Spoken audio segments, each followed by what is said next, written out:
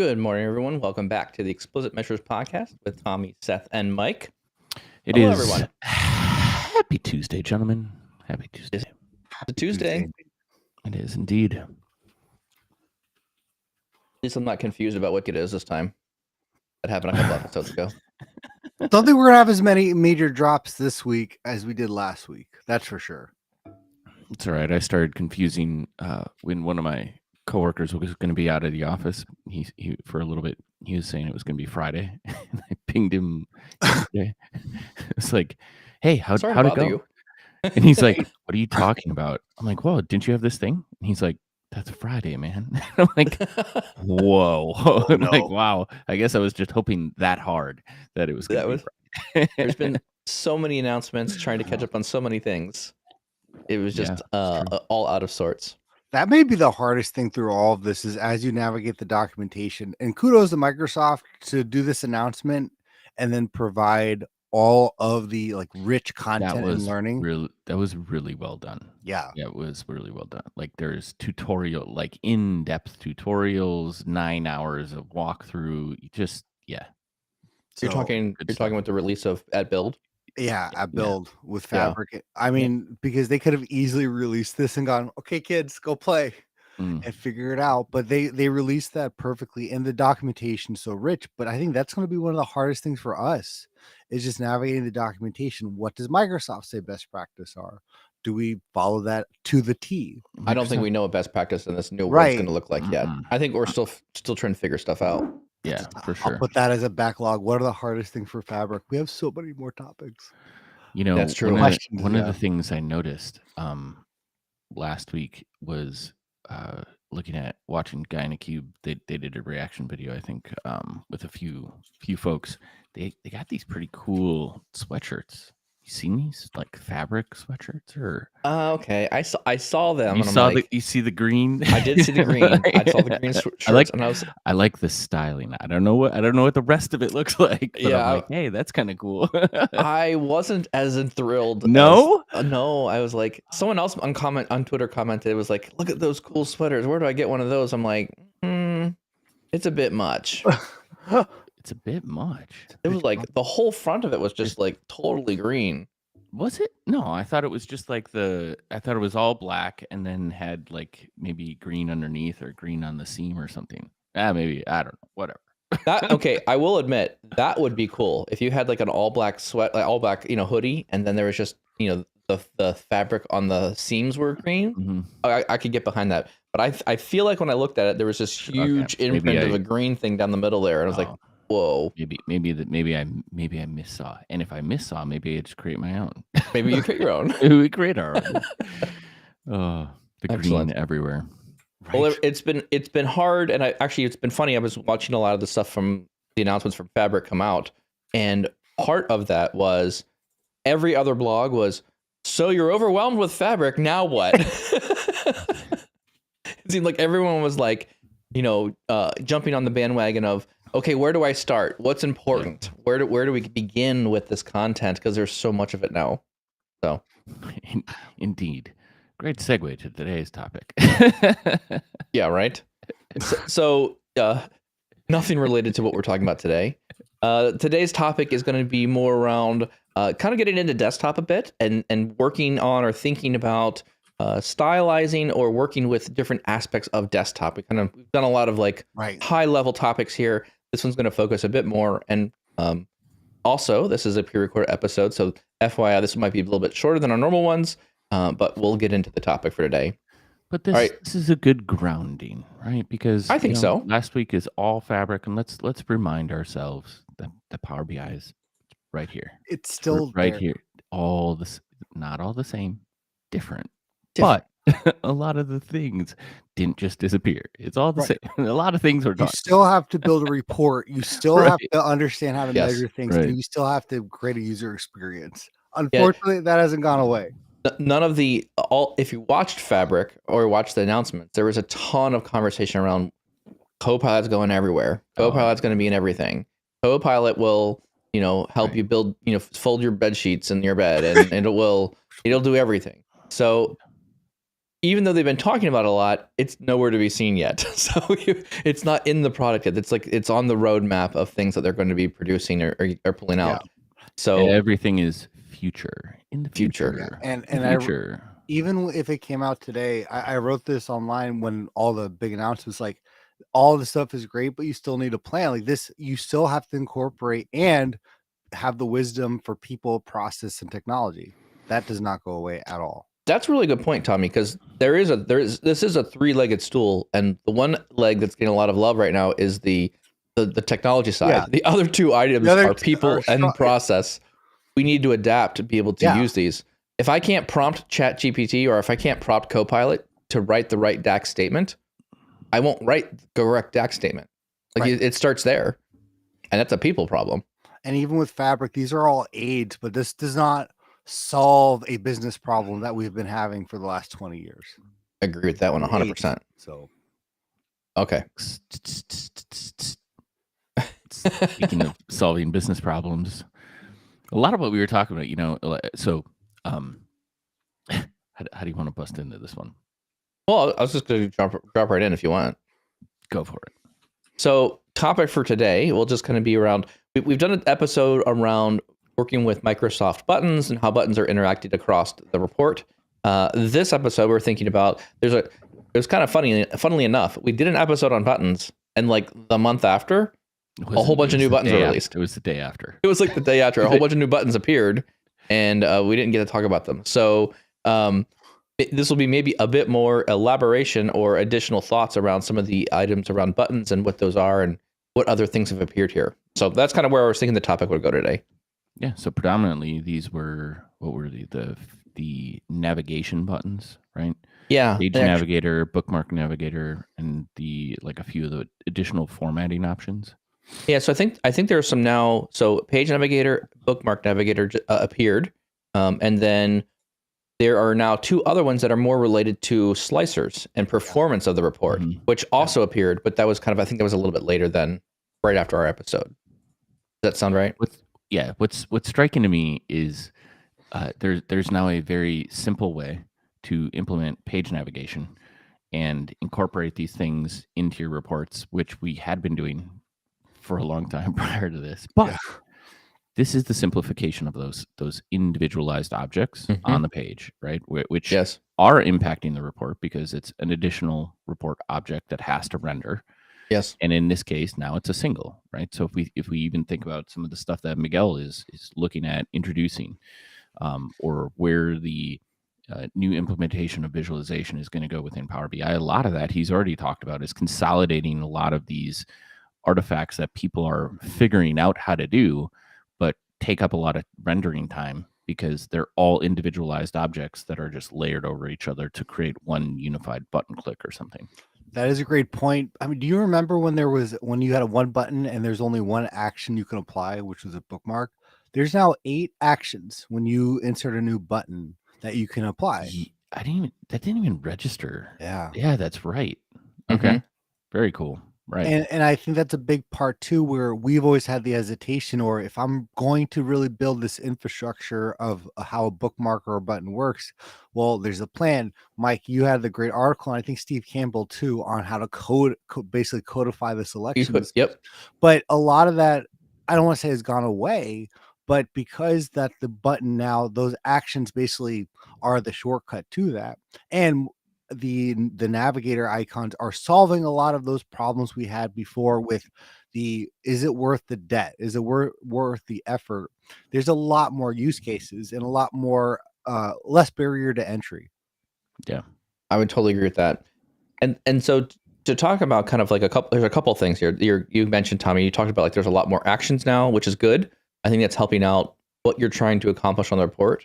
I will note that I did find a very interesting, maybe call it a bug, maybe not, I don't know. I'll try to describe the problem here. So there is an action on top of a button that you can do to say page navigation. So you can say, okay, I'm going to click this button and I'll go to a page in the report. That's one of those new actions you were talking about, Tommy. We found when we published the report, and again, this was something that was a bit more subtle. But when you use the page navigation of a button, it would go to the page and it would do the it's the feature where it would actually highlight the entire part of the page. So you would see a black line appear, right? So you know when you tab through on things, like if you're on a report and you hit tab, it basically navigates your way through the different groups on the report page. Well, what it was doing, it was selecting, you click the button, go to page 2, and then the page 2 would be highlighted because it was actually highlighting the page as if it was tabbed on the tabbing feature for like accessibility. So I was like, interesting. So the client actually came back to me and was like, hey, this doesn't look right. Can you turn that off? I'm like, I can't turn anything off. That's all built into like, that's accessibility, buddy. Yeah. Like I can't turn off that stuff. This is how they built it. This is how they built it. He's like, well, I don't want to go to this page and have a black line appear. So I was like, oh boy, I don't know. I feel this is dumb. How do I fix this? So I found instead of using a button as a page navigator, you can make a bookmark and turn everything off and use, instead of all selected, you could just say selected visuals. And by doing that, it goes to the page without selecting the page. Very weird behavior. But by changing from a page navigated button to a bookmark button with different settings, you could go to the page without having it highlight the background of the page. Well, what that's saying to me is, right, they figure out how to do something for accessibility, and then they're like, hey, we should have that for non-accessibility. Like nobody's going to know tab unless they're going to, like, let's add another button. Is anyone going to care about that black square? No, they'll be fine. The number of people that freaked out about the black square highlighting around stuff was surprising to me, actually. I mean, it was to help you, like, tab through and see like which objects you're on. I mean, I get why it's there, but on the other hand, I'm like, wow, people are really upset about having that thing appear. So let's focus on Page Navigator first before we go to Bookmark. Are you using it at all? What are the use cases you're using it in? That's a great question. So I've been using Page Navigator more frequently, and I think I use Page Navigator with, so, I like the idea that it highlights. So if you wanted to highlight the button of the page that you're on. So one thing I think is a good practice when you're talking about page navigation is, okay, click the button, go to the page, highlight that page button so it stays lit up, right? So okay, I have a visual indicator that says I'm on page 2, right? So to me, that makes sense. So that's what I like using that for. And I've been using it for more on the left-hand side of the navigation window, where you click the button, a little short word, here's the different pages. And so you click the page, it takes you there, and then it stays highlighted with a color. So you can see that, yes, I'm on page 2 or whatever that is. Yeah. So that's how I've been using it. Is that embedding? Are you embedding at all? Or is this all just normal service reports? This is all normal in this service. Yeah. See, and I can from my perspective, I could definitely see using this, and I'll probably apply it in some upcoming reports I'm building for internal. But in embedding, I don't need page navigation, because with the applications can create navigate themselves, their own tabs, and their own navigation. So that experience is much more customized because it's not part of the iframe. It can sit outside the iframe in the app, right? So they can have it look however they want to, and really do anything, right? So if they want to take a couple pages of this report and have another page from a different one, they can do that, right? Because you have all that flexibility in there. So I use it a lot less. And I think that's a big point for me. Yeah. I think that's a big point for me. Unless it's an embedded solution, it's really hard for me to justify using the real estate in Canvas for page navigation when you have, I think, probably the best page navigation available with the left-hand side of if you're in the service without any embedding solution. Oh, in like the app? You're looking at the app, or in an app, or just in a normal report. This is a great point you bring up, Tommy. I really like this point, because this is where I think the button bookmark stuff falls apart. And you don't want to use button bookmarks because you basically get a hierarchy on the left-hand nav in the app. This is a great point because, if you're talking about the context of a single report, okay, buttons make sense. Maybe the navigation probably makes sense, right, to some degree. And then, again, another little detail I'll put in here as well. I typically use a lot of hidden pages, or I'll hide a couple pages. So if I'm using the page navigation button, I'll use the hide page and do not show hidden pages in the button. That way I can have extra pages if I want, because I'll have, here's some documentation, here's some other things that I want you to see. Maybe I'm doing a drill through page and I want you to drill through to that page and come back. So I don't want you to actually navigate there because it doesn't make sense based on the context of how to get to that page. So that's one thing.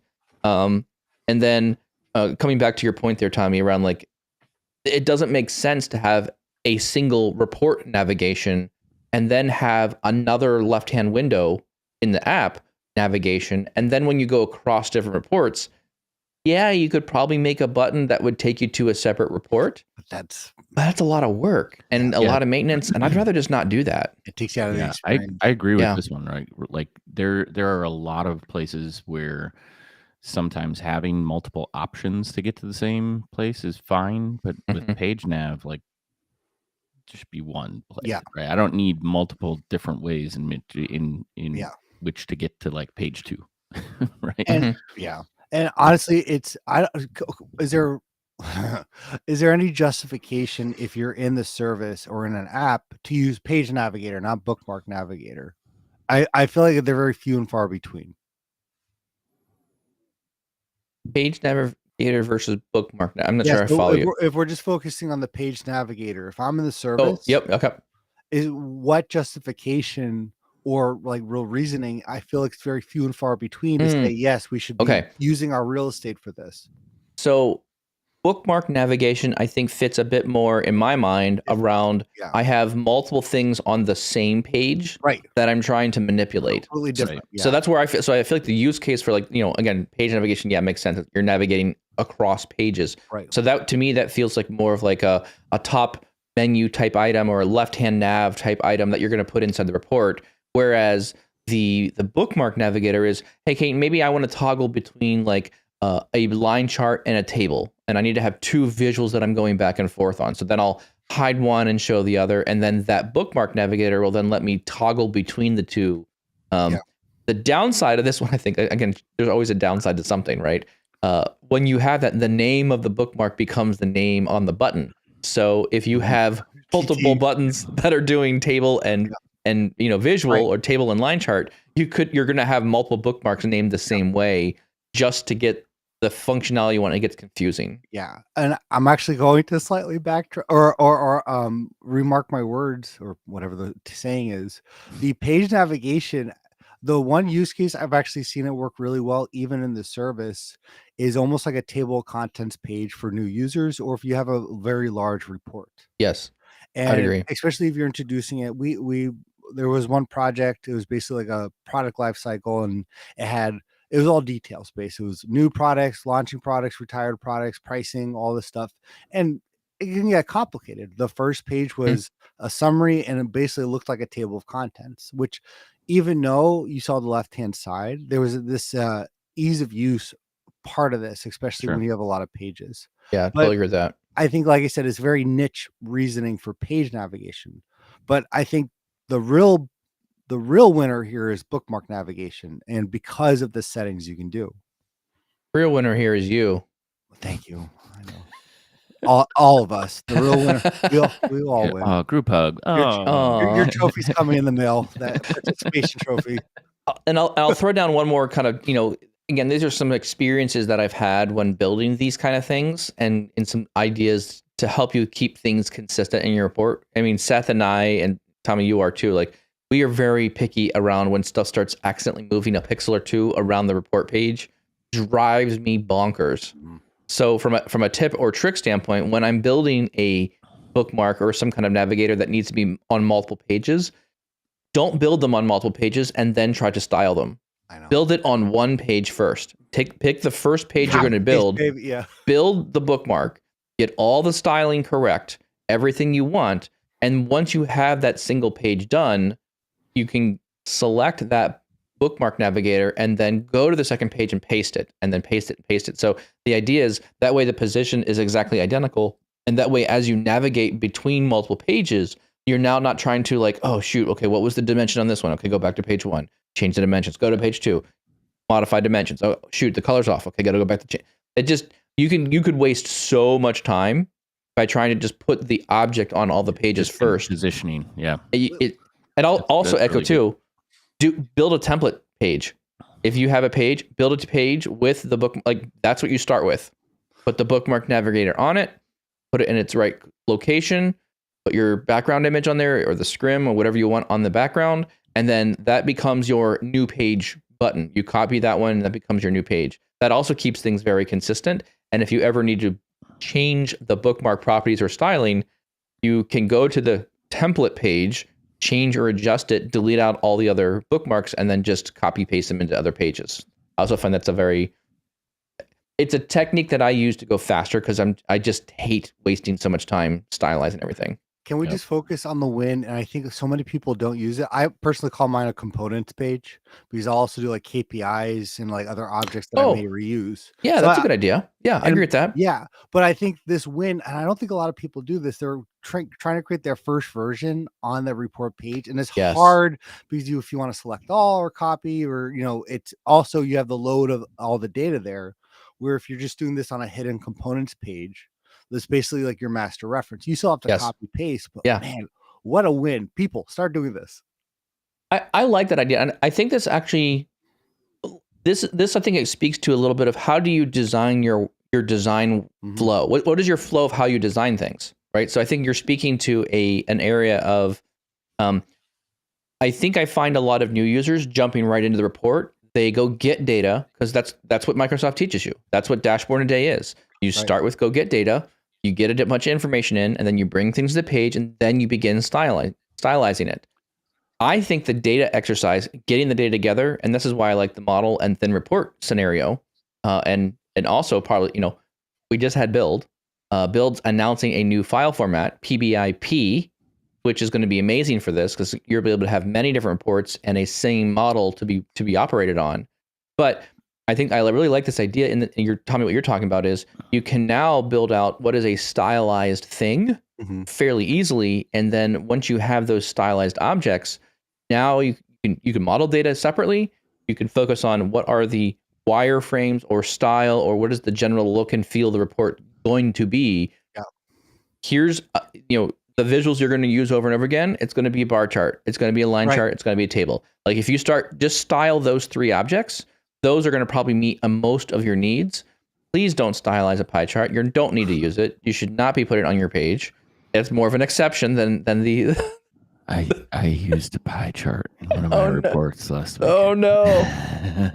And your executive loved it. Put a black box around that. It is for leadership. Actually. I told you, but it's only got 2 points. It's See, okay, good. It's either in this or in this swath or this swath. There are no like 500 points. Yeah, just 2. Just only 2. Ever 2. Only ever 2. 51% and 49%. Go crazy. Exactly. So. Exactly. and then you added the number to it because you couldn't see it, and then you added a label to it. At least the benefit, right, is you now get the percentage and the count. Yeah. Right. Yeah. There's That's no overall count, so you're still overlaying like another thing an overall. Yes, like I have the overall number total. Yeah. in the pie chart, right? Yeah. So I don't do the pie chart without the default, the percentage, the category name, and the label. There. This is what I'm saying though. It makes no other sense. If you anytime you put down a pie chart, the first thing people ask you for is, I don't know how many count that is. Can you give me the percentage of the total? Like, I've just written out all the information that you need in the pie chart as text. So I just might as well either just write it out as text or use a bar chart where I can do a legit comparison. The best case for a pie chart or the only case for a pie chart, if you have 4 categories, one has to be over 50. And you're trying to at least track that. If anything else is under 50, people are looking upside down. There's no other use case. Well, if your comment there befuddles me to some degree because if you only have 2 items, one of them always has to... No, 40. Four. Okay. 4. Seth was saying 2 items. He said for 2 items, like if there's Tommy, if there's only 2 items, the only time it's only 50%. Something's got to win. Yeah. Something's got to win here. Like, I'm so confused. I remind 49.5 each. Yeah. Doesn't even add up to 100. What's going on? This is a stupid thing. Since we're on a side track of like kind of stylization, one thing that was pushed back on me, like we talk about a lot, and how I initially built a report is there are multiple different visualizations on the page, and the legend is the colors are the same. Yes. So I yeah. removed the legend from all the other visuals because it was prominently displayed in the pie chart, right? So if I only have two options and this is my legend, the feedback I got was like the person was initially confused, and then they were like, "Oh, that makes a lot of sense. Like now I can see that as long as the coloring, flows across all of these other visuals, that it's the same thing." I'm like, Yeah. yeah. So like I intentionally did that so I could remove a lot of the visual clutter from all of the other visuals. And something I hadn't thought about before, she pushed back. She's like, "Can you add them back in?" I was like, "Why?" Just because as I'm looking at this, there are like I'm going to be snapshotting or screenshotting some of these visuals for other Interesting. groups where they can't see everything. So I need the legend in there. And I was like, "Oh, interesting." Well, just go to I personalized suppose. visuals and then Exactly. Yeah, that is I interesting though. That is added the interesting. clutter back in, but it Mhm. like on the bottom right, right? So Yeah. it's visually Kind of out of the away way. from everything. Yeah. Yeah. Let's probably go back to bookmarks, and I want to say a No, huge. I'm gonna do one more thing about pie charts. Okay, let's just One focus. more thing. Next Have you topic. seen it's like a meme. I don't know what it is. It's a meme or something like that around pie charts. Someone has made a pie chart that is a pyramid, and they have the three labels. Have you seen these? No. Google right Oh, now. I Go can't stand Google. these. I know Go what you're talking In your Google about. pie favorite chart browser. pyramid. Go Google pie chart pyramid, and someone went through and actually went. So someone took a bunch of pie charts and started coloring them as if they were like actual shapes or Oh. objects or things. And so this is there's a whole bunch. So I saw a website one time that had a whole bunch of these all together. Like this is the sunset or something like or whatever I they did saw these. that one. But this Sky, one is a sunny pyramid. side of pyramid. Yeah, so shady this side is of the pyramid. sky. This is sunny side of pyramid. This is shady side of pyramid. Like I was like, yeah, that's good. That's good for a pie chart. So the pie chart pyramid is pretty funny. And there's apparently a handful of these other ones that are like, funny pie charts with coloring kind of stuff. As a joke, you can now rotate the pie chart now. Can you? Yeah. Yes. So You can? I'm gonna Finally? rotate it all. You Wait, can. seriously? Yes. Oh, nice. So now we I'm can gonna really make rotate pie it- chart I'm gonna pyramids. rotate it all the way down so Yeah. I make a pyramid. I think I saw someone else take this. They had like, pointy third pyramid, and they point. made it really Need a pointy, third and they had like point. Yeah. wide pyramid, and they had like narrow pyramid. Go Like, back. I'll pull you guys sorry. back Anyways, in. Your I pie found that chart- kind of comical. Your pie It is chart funny. parachute is going way off, but There you go. we will save a pie chart episode for like 250 or No. something. We'll just do memes. So why we hate pie charts. All right. I do want to say a big win with the new Bookmark Navigator, and hopefully people have understood this. Where with Page Navigator, it's going to show all the pages, but Bookmark Navigator not only solves the major issue or the problem where if I need to create, like in a sense, 3 buttons, I had to basically create 6 back in the day. One for Mhm. enabled, one Yes. for disabled. Yes, correct. This solves a lot of that too as well. So it solves that, but also I can create these groups. So I can create a group of bookmarks. So I actually have a report open right now, just looking at it that for a client that 3 pages each need to show the summary, like overview, a few tables. One is a trending, and then one is a full ranking of the categories, but Yep. they're different for each. So rather than what would that be, 18 bookmarks? Yes. I have 3, in a sense, 6 bookmarks with all grouped into their own category. Yes. And the setup is incredibly easy, and it solves so many issues that I had for the hide and showing, but really for any other option. The enablement side is so easy to set up. I really like that. And the only other thing I can think of here around bookmarks or enhancements to bookmarks would be, it would be nice to be able to control whether or not a visual was shown based on some formula or a DAX measure.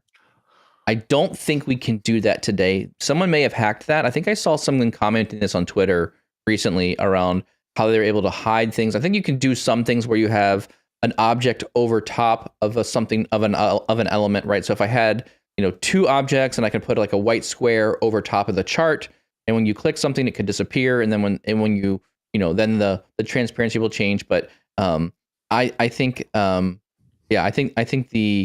would be another feature that I would like to see inside bookmarks potentially, is to in the bookmarks allow the concept or idea, not only just hiding or showing things or buttons anyways, is we could be able to use a button have a piece of data point set in the model, and that would then, hide or actually show the visuals. I think, again, I'm trying to remove extra work steps here. If I can do more things programmatically to get things to hide or show, to your point, Tommy, there should be an easy switch statement to do something like that, right? It should be something that says, show this visual if this measure equals 3 or 4 or 5, and then you could have one measure toggle through 4 or 5 shapes or objects or turn things on and off all together at the same time.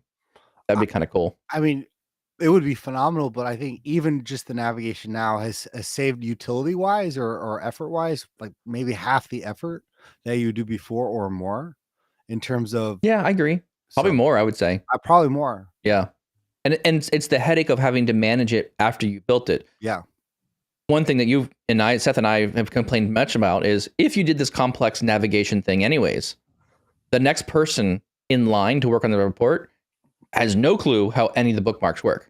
So in this scenario, like literally it's just drop the visual on the page and it just works. You can change the style, done. Yeah. So I think in that respect, it makes it way easier to be able to like hand this work off to somebody else or have multiple people pick up this work, because now you're not being buried in bookmarks. And I'll say I've probably now very rarely use a bookmark. I usually do not use it. I do tell people about how to make bookmarks in the personal bookmarks in the service, because I think that's much more valuable. Find a way that you're looking at the data, click on some things, bookmark it, and come back to it. I think that makes sense. But I do not build a lot of reports with bookmarks now. Really? No, it's more about the page navigation and the bookmark. Well, I use bookmark navigation very sparingly. So you're using a lot more page navigation. A lot more page navigation now for me. Really? Yeah. If I had to pick the two. Okay. Between the two. Yeah, for me, it's really trending where I'd be remiss to not talk about the drill through button at some point. I know we're running low on time. That's a huge win for me from a user experience, but the bookmark navigation, I like that one too. Yeah, I mean, to me, that's a whole topic. That's a new other, but that's another action on existing buttons. Yeah, I would say that's probably the majority of when I'm using a button, because again, it's not hard to find drill through, but people don't know that it exists. To make it so easy to say, hey, click on something to find out details is a ridiculous win. If you're part of that adoption, or you're built, you don't have drill through on every page, it should be something you should really strongly consider. The bookmarks, though, they are more niche because you don't always need a bookmark. But for me, it's hard for me to create an individual bookmark rather than part of a navigator. I'd agree with that as well. Yeah. I mean, the fact that they simplified the experience, I think, is fantastic. You're always going to find it, a requirement at some point in time where somebody wants an app-like experience in their report, and this just simplifies that experience, or the time to completion is significantly reduced with some of these additions, right? Because all the components that you had to build before are now like button clicks instead, and you can still replicate, a lot of like the same behaviors or more than you used to be able to create those really unique experiences that are sometimes demanded. But Mike, to your point, should you be pushing them all the time? I wouldn't, right? They add a lot of complexity and overhead to report pages, and look for the simpler solutions if possible, because you're already going to overwhelm, most end users with one action, let alone like many. Right. Yeah. So as the more you build into the report, the more documentation or the more training you're going to have to do around it. Agreed. Well, we've burned through a perfectly good 30 minutes of just yammering about bookmarks and pie charts that look like pyramids. So with that, we'll say thank you very much for listening. We appreciate you joining the podcast today. So if you love Power BI, go grab this shirt here. Eat, sleep, Power BI, repeat. That is what you should be wearing, because that's pretty much what I do every day. This is like all I do throughout the week. This is my pattern. So thank you all very much for participating. The only ask that we give you, all this free content, we would just love for you to share this with somebody else. If you found some value from this, if you found some interesting ideas on how you want to build reports, or things that we are able to impact your report building experience, please share with somebody else. We just appreciate you sharing with another individual around RBI building things. Tommy, where else can you find the podcast? You can find the podcast anywhere it's available, on Apple and Spotify. Make sure to subscribe, leave a rating, helps us out a ton. Join the conversation live every Tuesday and Thursday. Just follow Power BI Tips on social media channels. Awesome. Thank you all very much, and we'll see you next time.